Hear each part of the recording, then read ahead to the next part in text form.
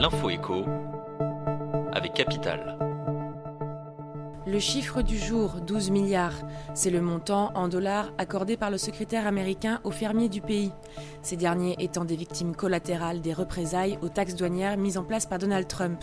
Une aide financière jugée insuffisante pour les agriculteurs, qui auraient perdu 11 milliards de dollars depuis la mise en place des tarifs douaniers ces derniers mois, selon le secrétaire américain à l'agriculture, et 13 milliards selon la profession.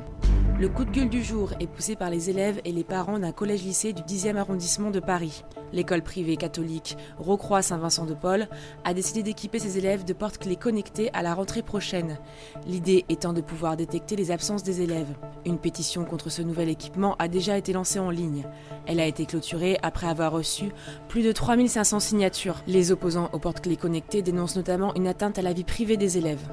L'info pratique capitale, les personnes atteintes de certaines maladies graves ne se verront plus imposer des subprimes sur le prix de leurs assurances emprunteurs.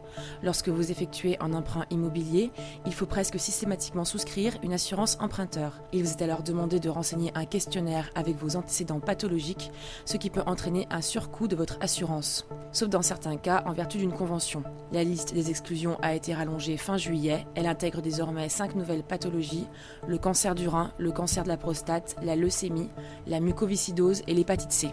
On finit avec la news crypto. Le cours du Bitcoin rebondit. Il a repris 40% depuis juin, son plus haut niveau en 2 mois. Une unité s'échange actuellement autour de 8200 $. Ça reste bien en dessous de son record atteint fin décembre à 20 000 $. Le Bitcoin tire toutefois l'ensemble du marché des crypto-monnaies sur une pente ascendante.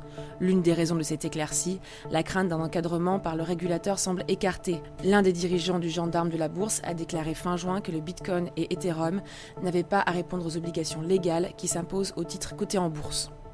C'était l'info écho avec Capital.